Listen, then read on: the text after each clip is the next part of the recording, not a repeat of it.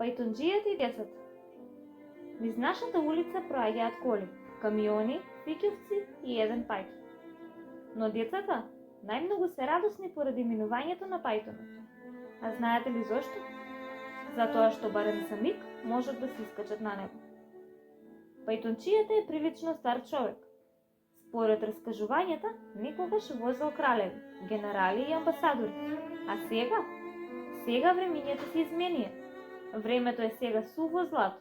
Но тој се така постаро. Од хотелот до станицата. Од станицата до хотелот. Сепак се уште се однесуваше како да има само 20 на години и како да е без грбка. Кога случајно добро ќе му тргнеше работата, преминувањето низ улицата на децата им подаруваше насмевка и бакнежи. А децата, зарем можат да испуштат ваква можност? Внимателно трчаа и се качуваа настрана од пајтонот. И додека оние кои успеваа да се качат, беа радосни.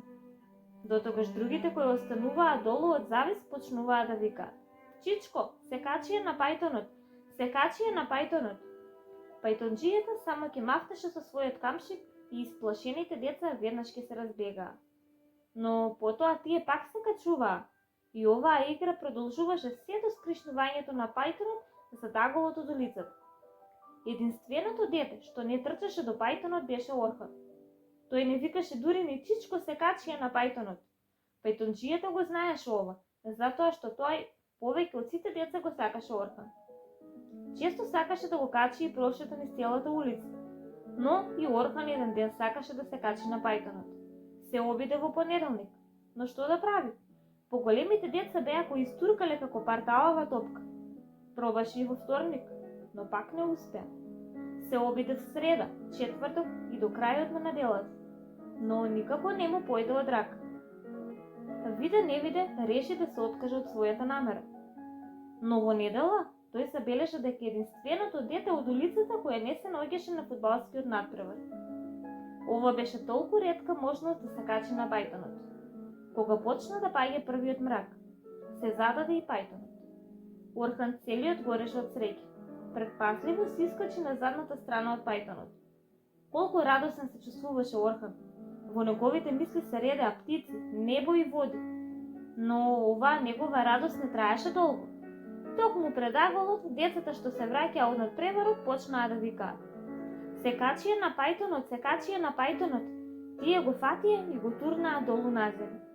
Леле мајко, за малку Орхан можеше да се најде под тркалата на едно фиќе. Пајтонџијата запри и децата од страх се разбегаа на сите страни. Орхан се исправи на нозе и плачејќи проговори: "Чичко, јас прв пат збор давам дека никогаш веќе нема да се качам." Потоа Орхан се исплаши од пајтонџијата кој му се приближуваше се повеќе и повеќе и со рацете го покри лицето. Но пајтонџијата без збор го поведе за рака и го сретна кај себе на пајтонот. На пајтонот Орхан втаса до пред својата куќа. Тој беше пресреќен, а неговите другари се засрамија поради својата недобра постапка спрема него. Од тогаш ми се чини децата повеќе не се качуваа на пајтонот и престанаа да викаат: "Чичко, Чичко, се качија на пајтонот."